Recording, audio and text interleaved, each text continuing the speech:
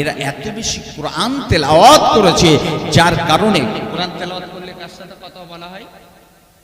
জোরে বলো, কোরআন তেলাওয়াত করলে কার সাথে কথা বলা হয়? রাসূলুল্লাহ সাল্লাল্লাহু তাআলা আলাইহি সাল্লাম খাতুনি জান্নাত ফাতেমা তাজহারা রাদিয়াল্লাহু তাআলা আনহাকে বলেছিলেন, মা, যে ঘরে তোকে বিয়ে দিয়েছি মা, ওই ঘরটা একদম একই সংসার মা। ও ঘরে দেওর নাই, ভাসুর নাই, শ্বশুর নাই, শাশুড়ি নাই, কেউ নাই। তা মানুষ মানেই তো একটু কথা বলতে ইচ্ছা করবে। আমার আলী তো সর্বক্ষণ তোর কাছে থাকবে না মা, তা যখন আমার আলী থাকবে না, তুমি কথাটা কার সাথে বলবে? খাতুনে জান্নাত বলেছিলেন, আল্লাহু ওয়া রাসূলু আ'লাম, আল্লাহ রসুল সব থেকে ভালো জানে। আব্বা জানি ইয়া রাসূলুল্লাহ, আপনি বলুন আমি কার সাথে কথা বলবো? আল্লাহ রসুল বলেছিলেন, ফাতেমারে তুমি বেশি বেশি কোরআন তেলাওয়াত করবে, আল্লাহর সাথে কালাম করবে। আর একটু আস্তে করে বলুন। তাহলে আল্লাহর সাথে কথা বলাটাই কোরআন তেলাওয়াত করা, মানে আল্লাহর সাথে কথা বলা, কালাম করা। আল্লাহর নবী মুসা কালিমুল্লাহ আলাইহিস সালাতু সাল্লাম বলবেন, আল্লাহ তাহলে আমাকে আপনি সেদিন কালিমুল্লাহ বলে ডেকেছেন, আজকে তো অসংখ্য কালিমুল্লাহকে দেখতে পাওয়া যায়। আমার আল্লাহ পাক ডাক দিয়ে বলবেন, নবী মুসা রে, এরা আমার হাবিবের উম্মত, এরা এত বেশি আমার কোরআনকে তেলাওয়াত করেছে, আমার কালামকে তেলাওয়াত করেছে। এ নবী মুসা কালিমুল্লাহ, আমি এদেরকে কালিমুল্লাহ বানিয়ে দিয়েছি। হযরত নবী মুসা কালিমুল্লাহ আলাইহিস সালাতু সাল্লাম বলবেন, আল্লাহ তাহলে আমার কালিমুল্লাহর সার্থকতা কোথায়? সেদিন আপনি আমাকে কালিমুল্লাহ বলে ডেকেছিলেন। আমার আল্লাহ বললেন, নবী মুসা রে, তুই আমার প্রথম কালিমুল্লাহ, তোর মর্যাদা, শান মর্যাদা আমার কাছে অনেক বেশি। এই নবী মুসা কালিমুল্লাহ, এই হাসরের ময়দানে যত কালিমুল্লাহ আছে এদের নেতা বানালাম, তোমাকে কালিমুল্লাহর লিডার বানিয়ে জান্নাত দিয়ে দিলাম। আর একবার জোরে বলুন, নারে দেবে, নারে দেবে। আল্লাহ যাদের মর্যাদা দিয়েছে, আলে মুহাম্মাদের মর্যাদার কতটা ভাইরা আমার। আমরা সিলসিলায় ফুরফুরা শরীফের ভক্ত অনুরক্ত মুহিব্বিন, যদিও আপনাদের সব জানা আছে, বুঝতে পেরেছেন? দাদা হুজুর ইসলাম কাবলা রহমাতুল্লাহ আলাইকে জিজ্ঞাসা করেছিলেন কোন একজন ভক্ত মুরিদ, হুজুর আপনি কোন পাত্রে একের থেকে একাধিকবার ফুঁক দিলে ওই পাত্রটা নষ্ট হয়? আগে তো মাটির পাত্র ছিল। আচ্ছা, আমার মতো মৌলবী, আমি তো দেখার বয়সও আমার হয়নি, আমি আমার মুরব্বী নানাজির কাছ থেকে শুনেছি, উনি একবার আমাদের মাখাল গাছাতে এসেছিলেন, হাট খোলাতে, আর পাশে তো আছে দাসপাড়া। আগের যুগের আলেম উলামারা বিকালবেলা আসতো, সকালবেলা করে যেত। তখন রাস্তাঘাটের কমিউনিকেশনের যোগাযোগ ব্যবস্থা না থাকার কারণে, এখন তো আমরা রাত্রি আসি, রাত্রি চলে যাই, বুঝতে পেরেছি? অনেক সময় ঘড়ি ধরে আসি, স্টেশনে নেবে, আবার চলে যাই কোথায়? গাড়িতে, গাড়ির থেকে আবার গাড়ি। সেই দাওয়াতের বাড়িতে একটু বসারও সময় আমাদের থাকে না অনেক সময়, ঠিক না? ভোর রাগ করছেন না? তা সকালবেলা সকালে পানির পাত্র নিয়ে বসে আছে, একটু ফুঁক দেবে। তো দাসমশাইদের এই দাদু দাঁড়িয়ে ফুঁক দিয়ে চলে যাচ্ছেন। বুড়িটা বলছে, বাবা, ও পীর বাবা, আমার এই পাত্রে ফুঁক পড়েনি। উনি মুখ ঘুরিয়ে বললেন, মা, তোমার পাত্রে ফুঁক হয়েছে। বলছে, না বাবা, আমি ছোট জাত বলে ঘেন্না করছো, বাবা একটু ফুঁক দাও না আমাদের, একটু ফুঁকটা দাও না। দাদা ইসলাম কাবলা রহমাতুল্লাহ আলাইহি দ্বিতীয়বার পাত্রটায় ফুঁক দিলেন, দেখা গেল পাত্রটা মাটির পাত্র তো ফেটে গেল, ভেঙে গেল। সুবহানাল্লাহ বলা যাবে? জান খুলে বলা যাবে সুবহানাল্লাহ? আচ্ছা, আমার মতো মৌলবী সেই সিলসিলার একটা আত্মা গোলাম, আমি যদি সারা রাত ওই কোলের ভেতরে নিয়ে ফুঁক দেই, তাহলে ও পাত্র ফাটবে বলে মনে হয়? ফাটবে? সাবালি ফেটে যাবে, পানি নড়বে কিনা সন্দেহ আছে। যে ভক্ত মুরিদ জিজ্ঞাসা করছে, হুজুর আপনি পাত্রে ফুঁক দিলে পাত্র নষ্ট হয়ে যায়, ফেটে যায়, ভেঙে যায়, আমরা ফুঁক দিলে কিচ্ছু হয় না, ব্যাপারটা কি? আমার মুজাদ্দিদুজ্জামান কুতুবুল আলাম আমিরুস শরিয়াত দাদা পীর সাহেব কিবলা রাহমাতুল্লাহ আলাইহি বলেছিলেন, এ বাবা মুরিদ মুতাকিদিনরা, হে ভক্ত মুরিদেরা, শুনে নাও, জেনে নাও, আমি আবু বকর জীবনে যে আমলটা করি, এই আমলটা যদি তোমরা করতে পারো আল্লাহ তোমাদের মুখ তাসির দেবে, বরকত দান করবে। তবে তোমরা শুনে নাও, জেনে নাও, আমি আবু বকর জীবনে কখনো মিথ্যা কথা বলিনি, আমি আবু বকর এই মুখে কখনো হারাম খাইনি। আর একবার আস্তে করে বলুন সুবহানাল্লাহ, মহাব্বতের সাথে বলুন সুবহানাল্লাহ। আমরা খেয়েছি টেয়েছি বলে মনে হয় হারাম, এখন আর হারাম আছে? আছে হারাম? হারাম ঢেউ খেলতেছে, বুঝতে পেরেছি। এই ক্যাসেট চলছে, যে হুজুরের একদিন এই ক্যাসেটের বিরুদ্ধে বক্তৃতা করেছে, এখন তার ছবি তুলতেছে। কি জ্বালাই পড়ে গেছে, বুঝতে পেরেছি। একদিন তো হারাম, আর এখন তারা জায়েজ করে ফেলেছে। এই তো সময়কাল চলছে ভাই, যে কথাটা বলার জন্য বলেছি। এখন তো ঘরে ঘরে সুদের কারবার আছে না নাই? সুদ ছাড়া এখন আর বাঁচার কোনো লাইন আছে বলে মনে হয়? এই হারাম খেয়ে ইবাদত করলে আল্লাহর দরবারে জবান পরিষ্কার থাকবে? আল্লামা রুহুল আমিন সাহেব রাহমাতুল্লাহ আলাইহি তার তাসাউফ তত্ত্বের ভিতরে তিনি লিখেছেন, কোন মানুষ যদি এক লোকমা খারাপ খানা খেয়ে ফেলে, এক গাল যদি খারাপ খাবার খায়, 40টা দিন আল্লাহর দরবারে তার ইবাদত গৃহীত হয় না। এ বাবাজি ভাইরা, যুবকেরা, সোনার চাঁদ সোনা মানিকেরা, ভোরগাছির আব্বা জানাম্মা জানেরা, কানখানা খুলে শুনে যান, জেনে যান, বর্তমান সময় যেটা চলছে, আজকে এর থেকে কি আমরা কেউ বাঁচতে পারছে? আজ বাঁচার কোনো রাস্তা নাই, দ্বিতীয় রাস্তায় চলে আছি। মিথ্যা কথা বলাটা আজ আমাদের ভিতরে এতটা প্রচলন হয়েছে, আর মোবাইলে এসে বেশি সর্বনাশ হয়েছে। এই ছেলের একদম মিথ্যা কথা বল না তো, ফোন করবো, হ্যালো এই পিন্টু কোথায় রে? বলছে কেন রে? বলছে চলতেন একটু কাঠিহাট যাই। ও রয়েছে পুরো বাজারে, বলছে ধর আমি এখন সেই শখের বাজারে রয়েছি। এই বলে না, তার মানে যাবে না, এই বলে না, বলে। তাহলে মিথ্যা কথাটাকে আজকে আমরা এতটা সহজ করে ফেলেছি। আর রাসূল বলেছেন, আল কিযবু উম্মুল আশিয়ান, মিথ্যা কথা হলো সমস্ত গুনার মা। নারী জাতি ছাড়া যেমন বাচ্চা উৎপন্ন করা যায় না, তেমন মিথ্যা কথা ছাড়া গুনাহ হয় না। আজকে আমাদের ভিতরে দুটো স্বভাবই চলে এসেছে, যার কারণে আজ আমাদের ইবাদতে মজা নাই, তসবিহ তাহলিলে মজা নাই, নামাজে স্বাদ পাচ্ছি না। আল্লাহ আমাদেরকে সকলকে খায়ের বরকত দান করুক, সকলে বলুন আল্লাহুম্মা আমিন। তার দাদা হুজুর পীর সাহেব কিবলা রাহমাতুল্লাহ আলাইহি বললেন, আমি আবু বকরের জীবনে কখনো মিথ্যা কথা বলিনি, আর কখনো হারাম মাল মুখেতে দেয়নি। জোরে বলুন, আরো জোরে বলুন।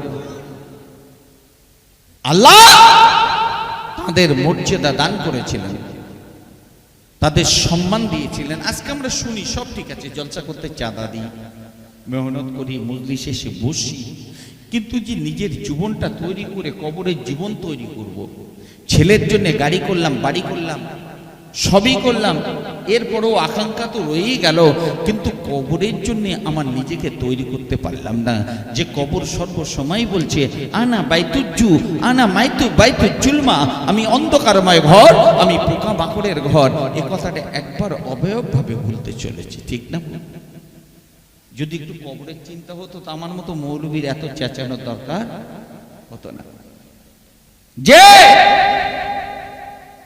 যাদের জীবন তৈরি করেছেন তাদের কথা শুনলে আপনি অবাক হয়ে যাবেন। সুফি ফজলুল করিম সাহেব রাহমাতুল্লাহ আলাইহি, মুরব্বীরা অনেকে দেখেছেন,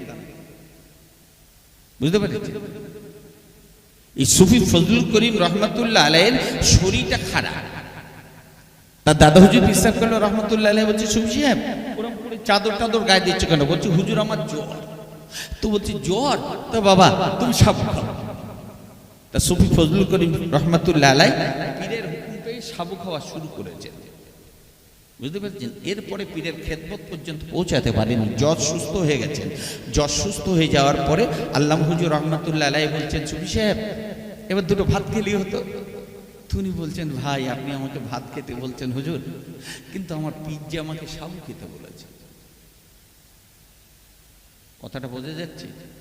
ওয়াজ যারা শুনেছে, জীবন তৈরি করেছে, একবার চিন্তা করে। বলছে আপনি আমাকে ভাত খেতে বলছেন, কিন্তু আমার পীর যে আমাকে সাবু খেতে বলেছে। এরপরে পীরের সাথে আর দিদার হয়নি তার, তাই বাকি জীবনটা যতদিন বেঁচে ছিলেন পীরের হুকুম মেনে তিনি সাবু খেয়েছিলেন। একটু আস্তে করে বলবেন। আচ্ছা, আমরা যারা ফুরফুরা শরীফে যাই, পাঁচ হুজুর কেবলার অনেকে ভক্ত মুরিদ মোতাকে দিনাচ্ছি। আচ্ছা, আমাদের পীর সাহেবরা সকলে নামাজ পড়ার কথা বলেছে না বলেনি? বলেছে। রোজা রাখার কথা বলেছে, বাড়ির মেয়েদের পর্দায় রাখার কথা বলেছে। আচ্ছা, আমরা কড়া পালন করেছি, তাহলে কি আমি কি আপনি আমরা পালন না করে কি সুফি ফজলুল করিম হতে পারবো বলে মনে হয়? যে তার পীরের হুকুমটাকেও আল্লাহর হুকুমের মতো সম্মানী মর্যাদা দিয়ে চলতেন, যে আমার পীর আমাকে বলেছে, এটা আমার জীবনে বাস্তবায়িত করার দরকার। তাই তো আল্লাহ পাক দুনিয়া এবং আখিরাতে তাদেরকে কামিয়াব দান করেছিলেন। আর একবার জোরে বলুন সুবহানাল্লাহ। বুঝতে পেরেছেন? আল্লাহ হযরত মির্জা হুজুর পীর সাহেব কবলা রহমাতুল্লাহ আলাইহি এসেছেন আমাদের কাটিয়াহাটের এই খোলাপতার পাশে কাটিয়াবাগ বলে একটা জায়গা আছে, গ্রাম আছে। তিনি একটু মাছের ঝোল খেতে ভালোবাসেন, তা মাগুর মাছের ঝোল করে দিয়েছেন সামনে। বাড়িওয়ালা খুব পরেজগার মানুষ, মাওলানা আব্দুর রহিম সাহেব হুজুরের আব্বাজান। এই কয়েক বছর হলো ইন্তেকাল করেছে মুরব্বী। ঝোল দিয়েছে সামনে, হুজুরের কাছে দিচ্ছে, হুজুর খান, মাথা নাড়া। হুজুর আনাজ দিয়ে খেয়ে চলেছে, খান হুজুর আপনার জন্য এটা আনা। তো হচ্ছে যে তুমি আমাকে খাও খাও বলছো, মাছ আমাকে খেতে নিষেধ করছে। বললো হুজুর আমি বাজার থেকে কিনে এনেছি। বললো মিয়া, মাছ আমাকে বলছো হুজুর আপনি খাবেন না। আমার জন্ম দেবত্ব পুকুরের ভিতরে, বর্ষার পানিতে ভেসে এসে এখানে আমি চলে এসেছি, এখান থেকে জেলে ধরে বাজারে বিক্রি করেছে, আমার দেহের ভিতরে শিরকের গন্ধ চলছে, আপনি খাবেন না। জোরে বলুন। যারা ভাজা মাছের কথা শোনে, যারা রান্না মাছ তাদের সাথে কথা বলতে পারে, কি মানুষ এই মানুষগুলো আমাদের মতো তো নাকি? যে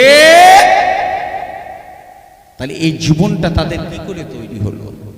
আব্বা জান ভাই জানেরা, এই যুবকেরা জওয়ানেরা, কথায় কথা বেড়ে যায়। গৌসুল আজম বড় পীর আব্দুল কাদের জিলানী আল বাগদাদি রাহমাতুল্লাহ আলাইহি আল্লাহ কত বড় নিয়ামত তৈরি করেছিলেন, আপনি শুনলে বড় অবাক হয়ে যাবেন। হুজুরকে বাগদাদের মাদ্রাসাতে পাঠানো হচ্ছে, জিলান থেকে মা তাকে অন্য কবিলার সাথে বাগদাদের রাস্তাতে ছেড়ে দিয়েছে।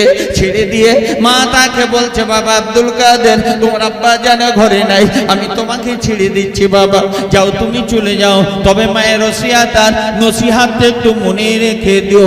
আমি তোমার আম্মা জান তোমাকে শুনিয়ে দিচ্ছি বাবা, কখনো যেন মিথ্যা কথা বলবে না। প্রথম কথা হলো বিপদে আসলে সবরে জামিল এখতিয়ার করবে, ধৈর্য হারা হবে না, কখনো বিপদে পড়ে যেন মিথ্যা কথা বলবে না। আমার তৃতীয় শর্ত হলো জীবন গেল যেন আল্লাহর সাথে শরীক করবে না। ওই উম্মুল খায়রা ছিল বলেই তো আজ গৌসুল পাক হলো। এই সোনার চাঁদা মানিকেরা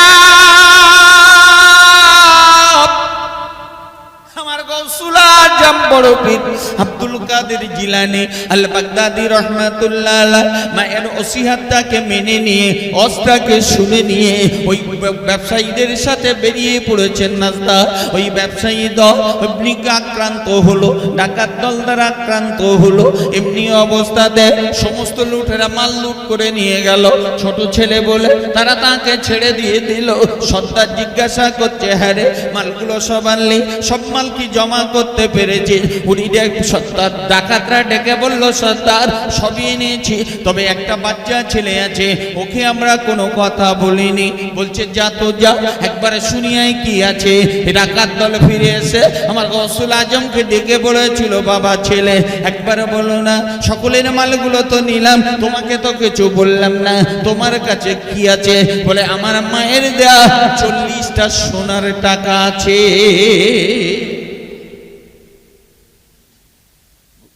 সাহেব কেবলার মা বলছে খবরদার যেন মিথ্যা কথা বলবে না। আর আমরা আমাদের বাচ্চাদের ট্রেনিং দিচ্ছি মিথ্যা কথা বলার, এই ঠিক কিনা? এই চলে গেলি তোকে 20 টাকা টিফিন দিলাম, কি করলি? বললো মা আমি খেয়েছি, অমুককে খাইছি, অমুককে খাইছি, একসাথে খেয়েছি। সবাইকে একসাথে খাচ্ছিস? বলে মা ওরা চাচ্ছিল, কি করো? বলছি বলতে পারিস নি, নেই। এমা কি ট্রেনিং দিচ্ছে? আমরা কি ট্রেনিং দিচ্ছি? এমা ট্রেনিং দিচ্ছে মিথ্যা কথা বলার। এ তো যেমন হয়। এখন ঋণ দেনায় পড়ে গেছি আমরা অনেকে। সংসার মানেই তো ঋণ দেনা আছে, যে যেমন মানুষ। বাড়িওয়ালা পাওনাদার এসে হাজির, অমুক ভাই বাড়িতে আছেন, বেল বাজাচ্ছে কি গাড়ির হরেন দিচ্ছে। বাড়ির ভিতরে লোকটা দেখছে কয়েকটা তো অদ ফেল করেছে, আজকে গেলে কি পাপান্তর করবে তার ঠিক নাই। ছেলেকে হচ্ছে একদম এই করছি এমন না, যেই বলবি আমার আব্বা বাড়ি নেই, তো চিন্তা করতে যে আমার আব্বা এই রয়েছে, আর যে টাটকা মিথ্যা কথা কি করে বলবো? মুখের সামনে চুপ করে দাঁড়িয়ে রয়েছে। এই করছি তোর আব্বা কোথায়? মানা তোর আব্বা কোথায়? বলছে আমার আব্বা বলেছে আমার আব্বা বাড়ি নেই। আমরা তো 1 নম্বর মিথ্যাবাদী, ছেলেগুলোকে 2 নম্বর বানানোর চেষ্টা করছি। বাবু সাহেব কেবলার আম্মা বলছেন না না বাবা, জীবনে যেন কখনো মিথ্যা কথা বলবে না। এ বাবাজি ভাইরা, যুবকেরা, এই সোনার চাঁদ সোনা মানিকেরা, জগতের ভিতরে যারা বিশ্ববরেণ্য হয়েছে, আপনি তাদের দিকে তাকালে দেখতে পাবেন আল্লাহ পাক তাদের মাকে বড় নিয়ামত বানিয়েছে। ডাকাত দল এসে বলল এই বাচ্চা ছেলে কোথায় তোমার টাকা? বলে জেবের ভেতরে টাকা। এমনি কেপটাকে এখানে মা পকড় বানিয়ে দিয়েছে, কেতাবের ভেতরে লেখা ডাকাত সর্দার নয়। ডাকাত দলের লোকেরা তলোয়ারের ডগা দিয়ে জামাটা ছিঁড়ে দিয়ে দিল, টাকাগুলো পড়তে শুরু হলো। ডাকাত জিজ্ঞাসা করে বলছে বাবা ছেলে কেন তুমি সত্য কথা বললে? একবারে যদি বলতে নেই তাহলে তো তোমাকে কোন রকম টর্চারিং করিনি, তোমাকে বড় কথা বলিনি, তোমাকে ভয় দেখাইনি, আদর করে তোমার কাছে জিজ্ঞাসা করেছি, এরপরে কেন তুমি এমনি বললে? গৌসুল আজম বলেছিলেন এই ডাকাত রে, আমি আল্লাহ ছাড়া অন্য কাউকে ভয় পাই না। এই ডাকাত দল শুনে নাও, জেনে নাও, আমি যখন ঘরতে বার হচ্ছিলাম আমার আম্মা জান আমাকে ডেকে বলেছিল আব্দুল কাদের জীবনে যেন মিথ্যা কথা বলবে না। আমি মায়ের তার নসিহতটা মনে রেখে আজ আমি মিথ্যা কথা বলতে পারি না। আমার জান যায় যাক, আমার মাল যায় যাক, আমি মিথ্যা কথা বলতে পারি না। এই বাবাজি ভাইয়েরা আমার আজকে মায়ের খেদমত করতে পারি না, বাপের তাবেদার হতে পারি না। আল্লাহ জগতে যাদেরকে বিশ্ববরেণ্য বানিয়েছে আল্লাহ তাদেরকে মা বাপের অনুগত করেছিলেন। এদিকে লক্ষ্য করলে দেখতে পাওয়া যায় হযরত বাইজিদ বুস্তামি রাহমাতুল্লাহ আলাইহি আল্লাহ যাকে সুলতানুল আরিফিন বানিয়েছিলেন। ও বড় গাছের আম্মা জানেন, ও বুকুরা ভাইরা কান খুলে শুনে যান, হযরত বাইজিদ বুস্তামি রাহমাতুল্লাহ আলাইহি ছোটবেলাতে মা হারিয়ে ফেলেছে। এতিম বাচ্চাটাকে নিয়ে এই অবস্থাতে মা কি করবে? মা চিন্তা করলেন হায় রে আমার মানিকটারে গড়ে তুলতে হবে। মা একটা মাদ্রাসাতে দিলেন, খবর পেলেন ওই হুজুর বড় আদর্শবান মানুষ, তার কাছে দিয়ে দিয়েছে। ওই পড়তে দেয়া হলো। হযরত বাইজিদ বুস্তামি রাহমাতুল্লাহ আলাইহি কোরআন হেফজ করতে শুরু করেছে। ছোট মানুষ মা যাওয়ার সময় বলে যাচ্ছে ওস্তাদজি আমার ছেলে যতদিন আপনার মতো না হবে যেন আপনি আমার ছেলেকে ছুটি দেবেন না। আপনার জন্য কাছে দিনের জন্য, দিনের এলেমের জন্য, আল্লাহ আল্লাহ রসুলের জন্য দিলাম, আমার ছেলে মোকাম্মাল না হওয়া পর্যন্ত নয় আপনি ছেড়ে দেবেন না। আমাদের দয়া মায়া বেশি। বাচ্চারা মা ছেড়ে সংসার ছেড়ে কতদিন থাকতে পারে? একদিন হযরত বাইজিদ বুস্তামি রাহমাতুল্লাহ আলাইহি উনি দেখাচ্ছেন ওস্তাদজির কাছে, ওস্তাদজি গো আপনি আমাকে একটু ছুটি দিয়ে দেবেন। আম্মা জানের মুখটা দেখে, আম্মার মুখটা দেখা হয় না, মায়ের জন্য কলিজা কাঁদে, মায়ের জন্য অন্তর কাঁদে। এই সমস্ত জি বলেছিল এই বাবা ছেলে না তোমার মা তোমাকে ছুটি দিতে নিষেধ করেছে। বলল হুজুর বেয়াদবি নেবেন না, মায়ের জন্য মনটা কাঁদে। ওস্তাদ চিন্তা করছে হায় রে একদিকে ওর মায়ের হুকুম, এদিকে ছেলেটার বায়না, এখন আমি কি করব? একে এখন কি করা যায়? এই মনে করে নিয়ে অনেকটা সবক দিয়েছে, পড়াটা বেশি দিয়েছে। ডাক দিয়ে বলছে বাইজি এই সবকটা যদি করতে পারো, পড়াগুলো করতে পারো, আমি তোমার ওস্তাদ যে তোমাকে ছুটি দিয়ে দেব, তুমি তোমার মায়ের কাছে যেতে পারবে। হযরত বাইজিদ বুস্তামি রাহমাতুল্লাহ আলাইহি ছোট অবস্থাতে ওই তেলাওয়াত করতে করতে করতে এমনি অবস্থাতে ওই পড়াগুলো মুখস্থ করলেন। যতটা ওস্তাদ কেবলা সবক দিয়েছে তার থেকে বেশি সবক শোনালেন। ওস্তাদ কে বলছে বাইজি এত কম সময় কি করে তুমি মুখস্থ করতে পারলে? ডাকতে বলছে ওস্তাদজি, ওগো আমার ওস্তাদ হুজুর আপনি শুনে নিন, জেনে নিন, কালাম হলো যার সেই আল্লাহ পাক আমি বাইজিদের সিনাতে দিয়েছে। তাহলে ওস্তাদের ওয়াদা ছিল পড়াটা তৈরি হলে তানাকে ছেড়ে দেবে, ঠিক কি না? ছেড়ে দেবে। তো বলছে বাবা তোমার মায়ের তো নিষেধ, কিন্তু তুমি তো বাড়ি যাওয়ার জন্য বড় আকুল, তাই নাও যাও, আমি তোমাকে ছুটি দিলাম, তাড়াতাড়ি চলে আসবে। আল্লাহর ওলি হযরত বাইজিদ বুস্তামি রাহমাতুল্লাহ আলাইহি অমনিতে বাড়িতে চলে এসেছে। বাড়িতে চলে এসে আম্মার ঘরের দরজাতে নক করতেন। আম্মাকে বলছেন, আম্মা ও জননী মা গো, একবার দরজাখানা খোলো মা, আমি তোমার বাইজিদ এসেছি। ঘরের ভিতর থেকে উত্তর আসছে না। এখন আমার বাইজিদের আসার সময় হয়নি, এটা আমার বাইজিদ না, অন্য কেউ চলে এসেছে। হযরত বাইজিদ বুস্তামি রাহমাতুল্লাহ আলাইহি বাইরের ঘরের দরজার কোড়া দাঁড়িয়ে মায়ের দরজাকে খুলতে পারলেন না। ছোট্ট মানুষ মনের দুঃখের আগেতে আবার মাতার সাথে চলে এসেছে। উস্তাদ কেবলাকে বলছে, হুজুর বড় আশা নিয়ে মায়ের সাথে দেখা করতে গিয়েছিলাম, আমার দেখা হলো না হুজুর, আর আমি বাড়িতে যাব না, আপনি যতদিন যাওয়ার অনুমতি না দেবেন। এই অবস্থাতে তিনি সবক করে চলেছেন, এমনি করে পড়া করে চলেছেন। দিন যায় রাত যায় সময় যায়, আল্লাহ পাক তাকে কামিলিয়াতের দরজাতে পৌঁছে দিয়েছে। একদিন নাই দুদিন না, 12টা বছর অতিক্রান্ত হয়ে যায়। আমার বিশ্বনবী, আমার রাহমাতুল লিল আলামিন, আমার শাফিউল মুজনাবিন, আমার মদিনাওয়ালাকে আমার আল্লাহ পাঠিয়ে দিলেন ওস্তাদজিকে। ওস্তাদজি দেখতে পেল হযরত বাইজিদ বুস্তামি রাহমাতুল্লাহ আলাইহি যিনি ওস্তাদ ছিলেন, আমার মদিনাওয়ালা আমার রাসূলুল্লাহ এসে ডাক দিয়ে বলছে, এ বাবা হাফেজ সাহেব ওস্তাদজি আপনি উঠে পড়ো, আর আপনি ঘুমাবেন না, আপনি উঠে পড়ুন, উঠে পড়ুন। আল্লাহ পাক আমার বেলায়েতির আমাকে আল্লাহ পাক আপনার বাইজিদের জন্য বেলায়েতের পাগড়িটা দিয়েছে, এটা আমি আপনার মাথাতে পরিয়ে দিলাম, আর এই পাগড়িটা নিয়ে আপনি আমার বাইজিদের মাথাতে পরিয়ে দিন। আমার রাসূলুল্লাহকে শব্দে দেখার বাদে ওস্তাদজি থাকতে পারে না, উনি তো উঠে পড়েছে, ধড়ফড় করে উঠে পড়ে তাকিয়ে দেখে হযরত বাইজিদ বুস্তামি রাহমাতুল্লাহ আলাইহিকে খুঁজে চলেছে। তাকিয়ে দেখে আল্লাহর ওলি হযরত বাইজিদ বুস্তামি রাহমাতুল্লাহ আলাইহি মসজিদে সিজদারত অবস্থাতে আল্লাহর জন্য কেঁদে চলেছে।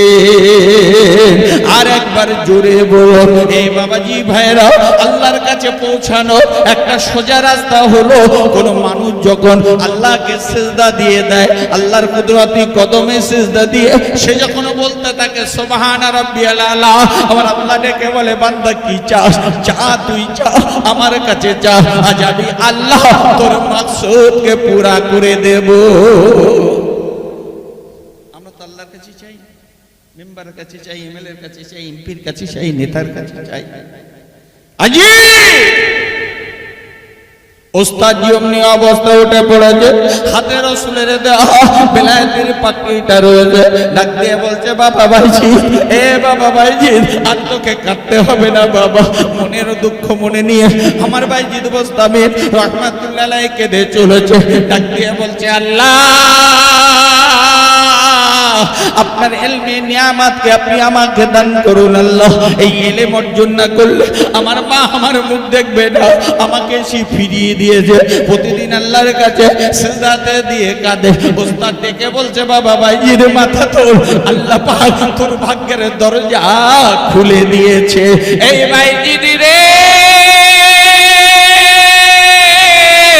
আর তোমাকে কাঁদতে হবে না, মদিনাওয়ালা আজ আমার দরবার দরবারে এসে মদিনা ওয়ালা আজ আমার দরবারে এসে এই নিয়ামতি পাগড়ি দান করেছে ভাই, এটা তোমার মাথাতে আজ আমি পরিয়ে দেব, মাথা খানা উঁচু করো। হযরত বাইজিদ বুস্তামি রাহমাতুল্লাহ আলাইহ নামাজ থেকে ফারেদ হয়ে উস্তাদের দিকে তাকিয়েছে। উস্তাদকে বলা বুকের ভিতরে ডেকে জড়িয়ে ধরে মুখেতে চুমা দিতে লেগেছে, কপালে চুমা দা, মুখেতে চুমা দা, চুমা দিতে দিতে বলছে বাইজিদ রে আয় আয় আয়, আর আমার কাছে দেওয়ার মতো কিছু নাই। আল্লাহ পাক আল্লাহ রাসূলকে দিয়ে যে নিয়ামতি পাগড়ি দিয়েছে, এই পাগড়ি আজ তোমার মাথাতে পরিয়ে দিলাম।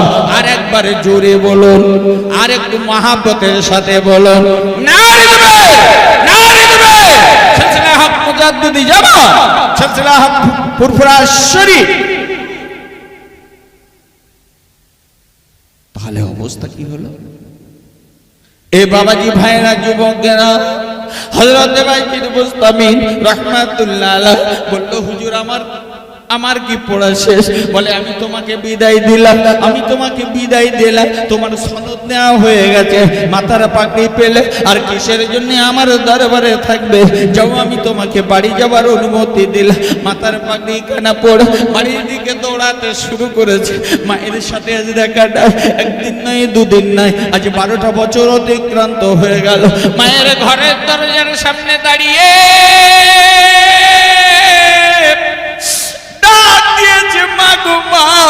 আমি তোমার বাইজিদ এসেছি। ঘরের দরজা খুলে দিয়ে মা প্রশস্ত হস্ত বাড়িয়ে দিয়ে বুকের ভিতরে টেনে দিয়ে কপালে চুমা দিয়ে বলছে বাইজিদ আমার জীবন আজ সার্থক হলো, আল্লাহ পাক তোর মর্যাদা শানকে দান করেছে। এই বাইজিদ আমি তোর মা, তোর জন্য দোয়া করি আল্লাহ তোকে যেন সুলতানুল আরেফিন বানিয়ে দেয়। এই ঘনগাছির যুবকেরা, ভাই জানেরা, আজ আর পাকে ইসলামের সাথে আমি আপনাদেরকে শোনাতে চাই। আমার আল্লাহ জানালেন ওয়ালা তাকুলু লিমান ইয়াকুতালু ফি সাবিলিল্লাহি আমওয়াত বাল আহইয়াউ, যারা আমার রাস্তাতে জীবন দান করেছে, ফিদা করে দিয়েছে, খবরদার তোমরা যেন তাদেরকে মৃত্যু বলো না, বরং তারা জীবিত। আর একবার জোরে বলুন। তাহলে বাচ্চা গড়ার পিছনে অবদানটা কার? মায়ের। বড় পীর সাহেব কেবলার আম্মা জানের হাল আপনাদের জানা আছে, আমি বলছি না, আমি বলবো না। তাহলে একই মা ছিল। আমার মুজাদ্দিদুজ্জামান কুতুবুল আলম আবিদুস শরিয়াত পীর আবু বকর সিদ্দিক আল কুরাইশি রাহমাতুল্লাহ আলাইহি, আল্লাহ পাক আমাদের দাদি আম্মাকে বড় নিয়ামত তৈরি করেছিলেন। এই সোনার চাঁদে মানিকেরা কান খুলে শুনে যাও, আমি আপনাদের কাছে নিবেদন করি। আমার দাদা পীর সাহেব রাহমাতুল্লাহ আলাইহি যখন দিনের খেদমতে ঘর থেকে বাইরে থাকতেন, তিনি সমস্ত রাত আল্লাহ পাকের নফল ইবাদতের ভিতরে থাকতেন। আল্লাহর কাছে সমস্ত রাত নফল ইবাদত করে করে নামাজ পড়ে পড়ে সময়টা পার করে দিতেন। তাই তো আল্লাহ পাক তার 5 সন্তানকে আল্লাহ জামানার বড় ওলি বানিয়েছিলেন। এই বাবুজি কি বলবো, আমার আপনার পাশে থাকো, আমার আপনার ছেড়ে দাও, আমাদের নয়ন বনে। আল্লামা রুহুল আমিন সাহেব রাহমাতুল্লাহ আলাইহি আম্মা আম্মাকে আল্লাহ বড় নিয়ামত তৈরি করেছিলেন। খেটে খাওয়া মানুষ, সাধারণ মানুষ, এমনি আল্লাহ তাদেরকে বড় নিয়ামত করেছিলেন। 2 বাচ্চার জন্য বাপ দোয়া করে, মা দোয়া করে গো, এমনি দোয়া করতে শুরু করে দেয়। সব করে 2 ভাইয়ের নাম লিখে দিলেন। বড় হযরতে আল্লামা রুহুল আমিন হুজুর রাহমাতুল্লাহ নাম রাখলেন রুহুল আমিন, ছোট ছেলেটার নাম রাখলেন রুহুল কুদ্দুস। বাপের অন্তরে কত আশা। আজ আমরা যারা বাপ, আমরা প্রত্যেকে চাই আমাদের সন্তানরা ডাক্তার হোক, আমাদের সন্তানরা প্রফেসর হোক, আমাদের সন্তানরা মাস্টার হোক, আমাদের ছেলেটা ইঞ্জিনিয়ার হোক, আমাদের ছেলেটা এমুক হোক তমুক হোক।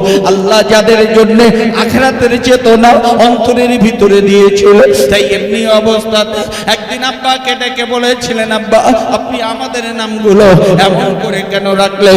বাপ দবিরউদ্দিন, মুন্সি দবিরউদ্দিন রাহমাতুল্লাহ আলাইহি ডেকে বলেছিল, বাবা ছেলে আমি তোমাদের 2 ভাইয়ের নামটা রেখেছি আল্লাহ পাকের ফেরেশতা হযরত জিবরাইল আমিন আলাইহিস সালাতুস সালামের নামের সাথে নামকরণ করে। কোরআন শরীফে 2টো নাম এসেছে, কোথাও এসেছে নাজালা বিহি রুহুল আমিন, কোথাও এসেছে নাজালা বিহি রুহুল কুদুস। এই জিবরাইল আমিন আলাইহিস সালাতু সাল্লামের একটা নাম রুহুল কুদ্দুস, একটা হচ্ছে রুহুল আমিন। এই বাবা, জিবরাইল আমিন আলাইহিস সালাতু সাল্লাম আসমান থেকে কোরআন এনে জমন করে রাসূলের কাছে পৌঁছে দিয়েছে। আমি তোমাদের নাম রেখেছি, তোমরা দুটি ভাই বাংলার ঘরে ঘরে শিরক বিদআতকে দূর করে কোরআনের আলোটাকে বিকশিত করে দেবে। জোরে বলুন।